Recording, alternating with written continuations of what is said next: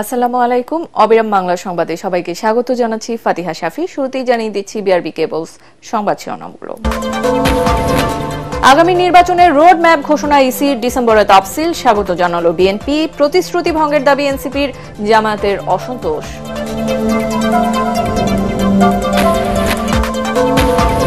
মঞ্চ ৭১ অনুষ্ঠান থেকে আটক লতিফ সিদ্দিকী, অধ্যাপক কার্জন ও সাংবাদিক মঞ্জুরুল সহ ১৫ জনকে সন্ত্রাস বিরোধী আইনে গ্রেফতার, আদালতে নেওয়া হবে আজ। ক্ষতিপূরণের টাকা না পাওয়ায় জমির মালিকদের বিক্ষোভের মুখে বন্ধ মাদারীপুরের কলাতলা নীলক্ষীর সেতুর নির্মাণ কাজ, দুর্ভোগে এলাকাবাসী। এবং ভরা মৌসুমেও মেঘনা নদীতে দেখা মিলছে না ইলিশের, মাছের আকালে হতাশ জেলে, ব্যবসায়ী ও সাধারণ ক্রেতারা।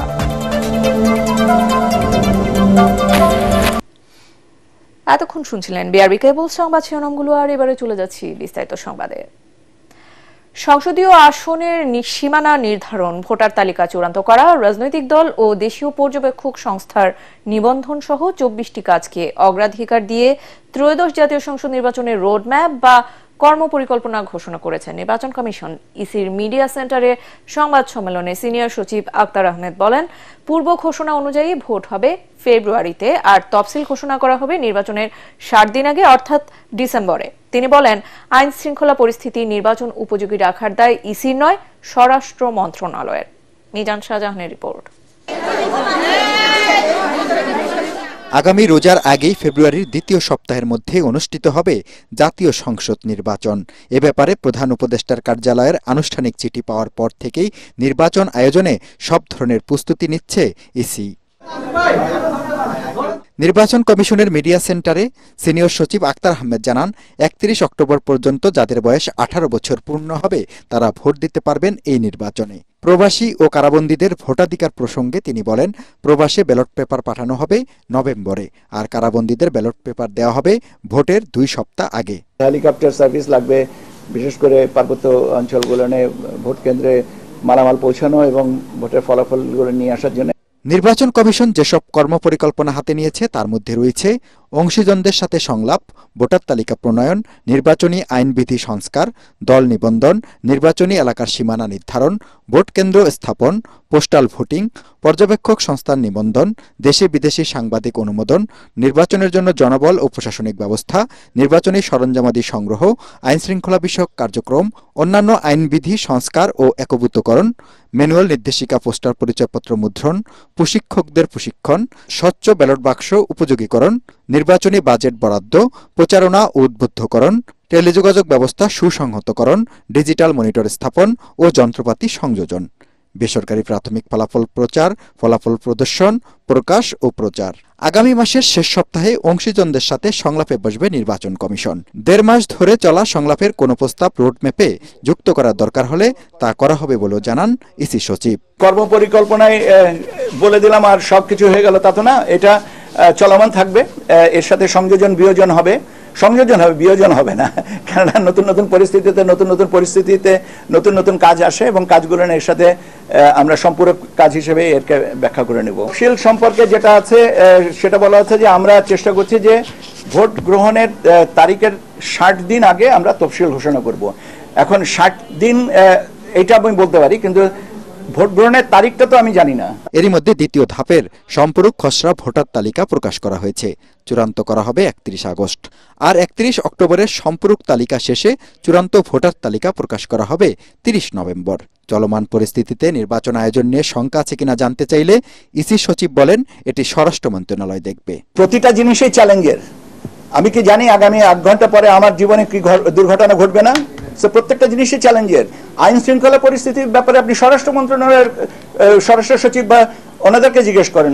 ভোট কেন্দ্রে সিসি ক্যামেরা থাকা লাগবে কি লাগবে না, এটা নির্ভর করতেছে তো স্বরাষ্ট্র মন্ত্রণালয়ের অনুমানের উপরে। আমরা তো চাইবো যে শান্তিপূর্ণ, সুষ্ঠু, শান্তিপূর্ণভাবে ভোট গ্রহণ হোক।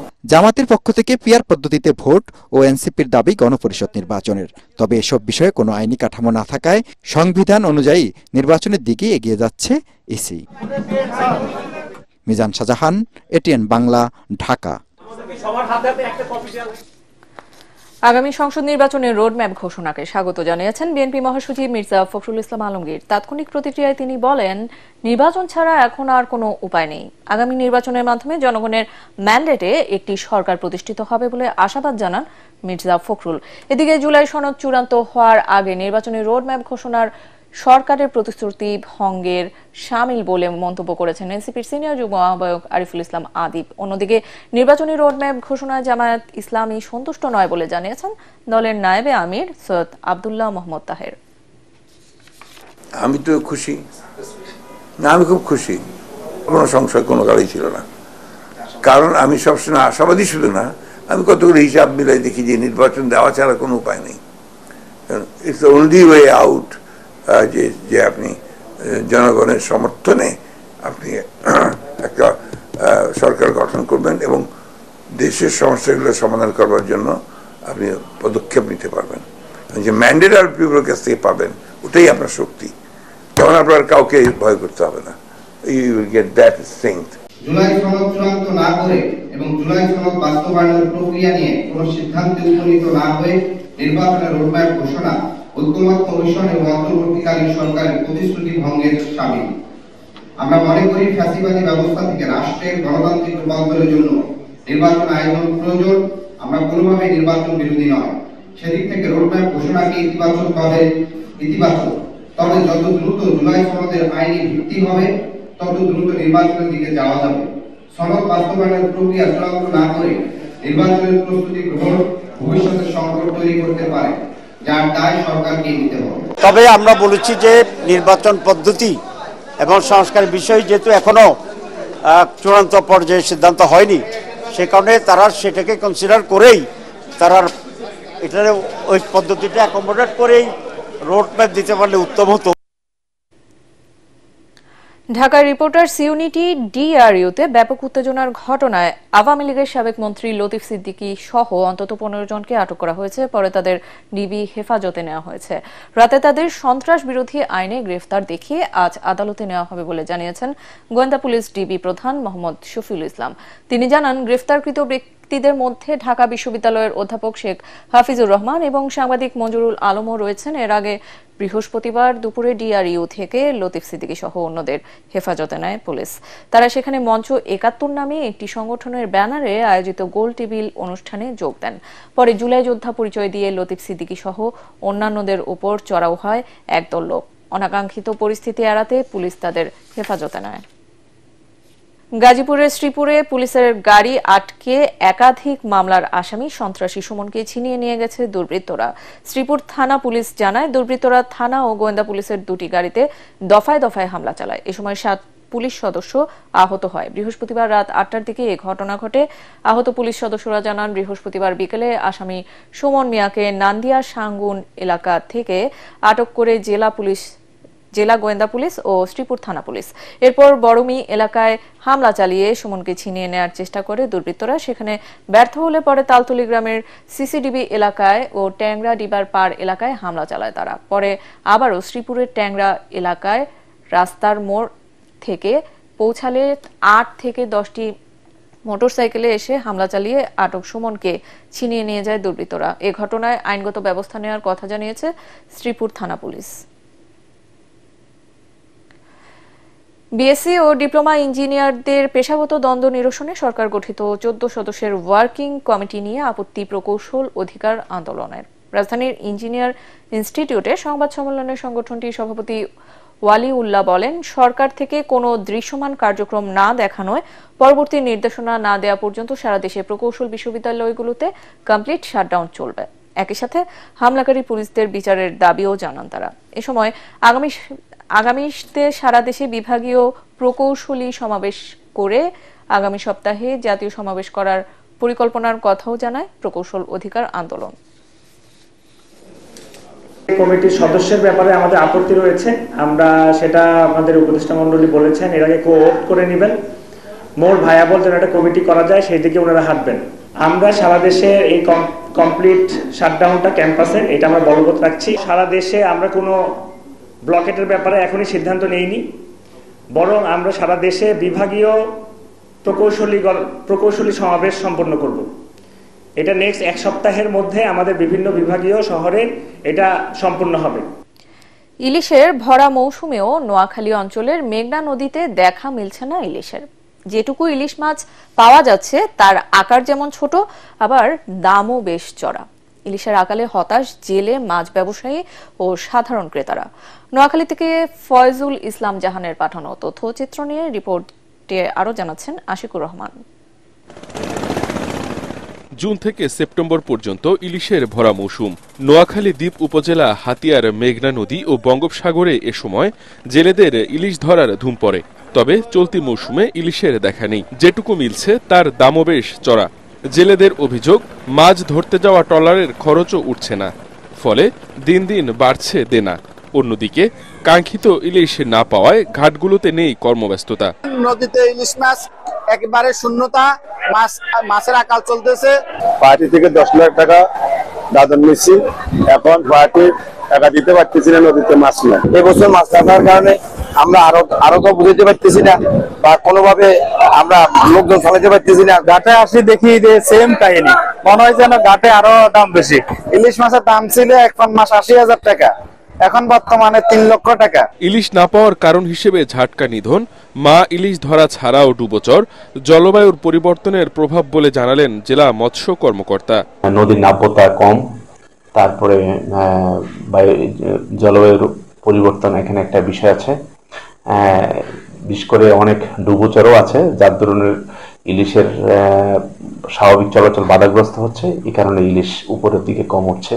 হাতিয়া দ্বীপের 20টি ঘাটে কমপক্ষে 20,000 জেলে মাছ ধরার উপর নির্ভরশীল। Bureau report, ATN Bangla. নানা জটিলতায় থমকে আছে মাদারীপুরের শিবচরের কলাতলা নীলক্ষী সেতুর নির্মাণ কাজ। স্থানীয়রা জানায়, ভূমি অধিগ্রহণের ক্ষতিপূরণের টাকা না পাওয়ায় বিক্ষোভের মুখে বন্ধ রয়েছে নির্মাণ কাজ। বিষয়টি স্বীকার করে প্রয়োজনীয় কাগজপত্র জেলা প্রশাসকের কাছে পাঠানো হয়েছে বলে জানিয়েছে এলজিইডি কর্তৃপক্ষ। তবে জেলা প্রশাসন বলছে, সমস্যা সমাধানের বিষয়টি নির্ভর করছে ভূমি মন্ত্রণালয়ের সদিচ্ছার উপর। মাদারীপুর প্রতিনিধি এসআর শফিক স্বপনের প্রতিবেদন, জানাচ্ছেন ফারহিনা ইসলাম টুম্পা।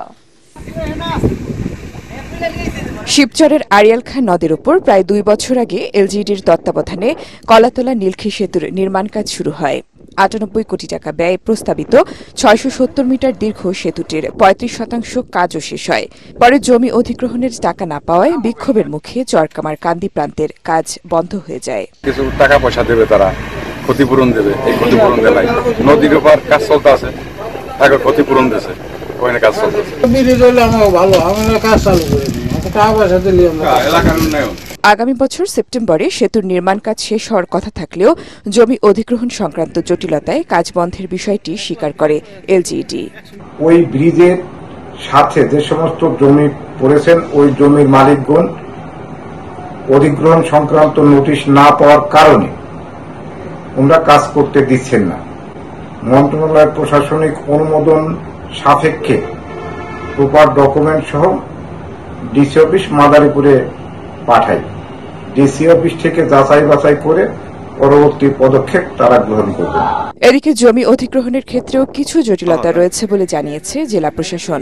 অধিগ্রহণটা তো এমন না যে আপনি কিছু অংশ করবেন, কিছু অংশ করবেন না, সব একসাথে সব হয়, নোটিশ একসাথে হয়, সবকিছু একসাথে হয়। তবে সংশয়ের কিছু নাই। আমরা অলরেডি ভূমি মন্ত্রণালয়ে লিখছি, ভূমি মন্ত্রণালয় আমাদের কাছে কিছু ক্রাইটেরিয়া জানতে পেরেছে, ক্রাইটেরিয়াগুলো আমরা সেতুটির নির্মাণ কাজ শেষ হলে মাদারীপুর ও গোপালগঞ্জ জেলার মধ্যে যোগাযোগ সহজ হবে। Bureau report, ATN Bangla. বরিশালের মুলাদিতে ভাইয়ের চোখ উঠিয়ে নেবার ঘটনায় অভিযুক্ত 2 ভাইয়ের এক ভাইকে গ্রেফতার করেছে পুলিশ। উজিরপুর উপজেলার মসাং গ্রাম থেকে আসামি স্বপন ব্যাপারীকে গ্রেফতার করা হয়। এর আগে গত বুধবার রাতে বরিশালের মুলাদিতে গচ্ছিত রাখা টাকা ও স্বর্ণালংকার ফেরত চাওয়ায় বাবার আদেশে 2 ভাই মিলে এক ভাইয়ের 2 চোখ তুলে নেওয়ার অভিযোগ ওঠে। এরপর থেকেই পালিয়েছিলেন অভিযুক্ত 2 ভাই। বরিশালের পুলিশ সুপার মোহাম্মদ শরীফুল ইসলাম জানান, মুলাদি থানায় এ ঘটনায় আহতের বাবা সহ 8 জনকে আসামি করে মামলা হওয়ার পর মাঠে নামে পুলিশ। সকালে জেলার উজিরপুর উপজেলার মসাং গ্রামের শ্বশুর বাড়ি থেকে আসামি স্বপন ব্যাপারীকে গোপন সংবাদের ভিত্তিতে গ্রেফতার করা হয়। বাকি আসামিদেরকেও গ্রেফতারের চেষ্টা চলছে বলেও জানান তিনি। এখন জানিয়ে দিচ্ছি আন্তর্জাতিক সংবাদ।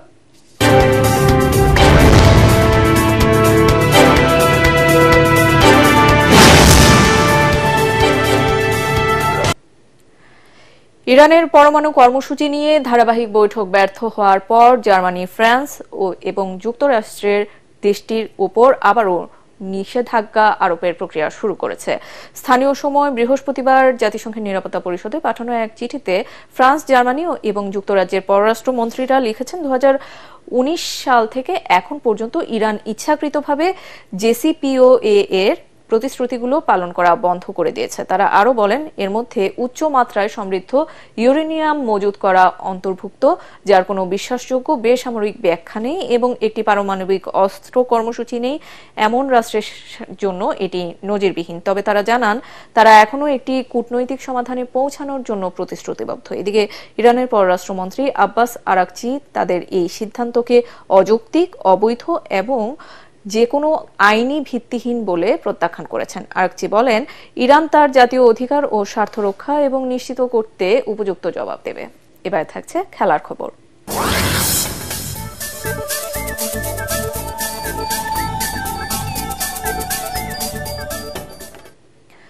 চ্যাম্পিয়ন্স লিগের গ্রুপ পর্বেই দেখা হচ্ছে পিএসজি, বার্সেলোনা আর রিয়াল মাদ্রিদ, ম্যানচেস্টার সিটির। মোনাকোর রাজকীয় ভ্যানিউ গ্রিমালদি ফোরামে রাতে অনুষ্ঠিত হয় 2025-26 চ্যাম্পিয়ন্স লিগের ড্র। আগামী 16 সেপ্টেম্বর থেকে মাঠে গড়াতে যাচ্ছে এবারের মৌসুম, যেখানে ডিফেন্ডিং চ্যাম্পিয়ন পিএসজি এবারও লড়বে স্প্যানিশ চ্যাম্পিয়ন বার্সেলোনার সঙ্গে। লিগ পর্ব চলবে 2026 সালের 28 জানুয়ারি পর্যন্ত। 36 দল থেকে পয়েন্ট তালিকার শীর্ষ 8টি দল সরাসরি দ্বিতীয় রাউন্ডে উঠবে, আর নবম থেকে 24তম হওয়া 16টি দল প্লে অফ খেলবে। সেখান থেকে দ্বিতীয় রাউন্ডে যুক্ত হবে আর 8টি দল। একটি ঘোষণা। এটিএন বাংলার নাম ব্যবহার করে সাংবাদিক পরিচয়ে কতিপয় ব্যক্তির বিরুদ্ধে সংবাদ সংগ্রহের নামে দেশের বিভিন্ন স্থানে চাঁদাবাজির অভিযোগ পাওয়া যাচ্ছে। এ ধরনের চাঁদাবাজ ও ভুয়া নাম ব্যবহারকারীদের নিকটস্থ থানায় সোপর্দ করার জন্য অনুরোধ জানাচ্ছে এটিএন বাংলা কর্তৃপক্ষ। এছাড়াও প্রতিষ্ঠানটিতে সাংবাদিক ও জনবল নিয়োগের ভুয়া বিজ্ঞাপন দিয়ে একটি চক্র প্রতারণা করছে। বর্তমানে এটিএন বাংলায় কোনো ধরনের নিয়োগ প্রক্রিয়া চলছে না। নিয়োগ নিয়ে কারো সাথে আর্থিক লেনদেন না করার অনুরোধ জানাচ্ছে এটিএন বাংলা কর্তৃপক্ষ। সংবাদ শেষ করছি, তার আগে বিআরবি কেবলস সংবাদ শিরোনামগুলো জানিয়ে দিচ্ছে আরো একবার। আগামী নির্বাচনের রোড ম্যাপ ঘোষণা ইসির, ডিসেম্বরে তফসিল স্বাগত জানালো বিএনপি, প্রতিশ্রুতি ভঙ্গের দাবি এনসিপির, জামায়াতের অসন্তোষ। মঞ্চ ৭১-এর অনুষ্ঠান থেকে আটক লতিফ সিদ্দিকী, অধ্যাপক কার্জন ও সাংবাদিক মঞ্জুরুল সহ ১৫ জনকে সন্ত্রাস বিরোধী আইনে গ্রেফতার, আদালতে নেওয়া হবে আজ।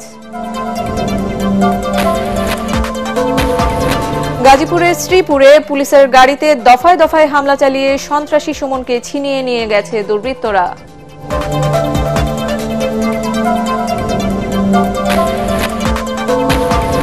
ক্ষতিপূরণের টাকা না পাওয়ায় জমির মালিকদের বিক্ষোভের মুখে বন্ধ মাদারীপুরের কলাতলা নীলক্ষী সেতুর নির্মাণ কাজ, দুর্ভোগে এলাকাবাসী।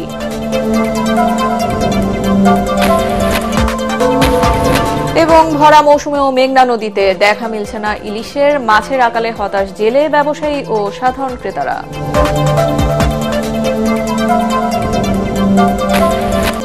আর এই ছিল এখনকার মতো, রইল পরবর্তী সংবাদ দেখার আমন্ত্রণ। এটিএন বাংলা সংবাদ ইউটিউবে দেখতে ব্রাউজ করুন youtube/ATN Bangla News। সাথে থাকার জন্য ধন্যবাদ।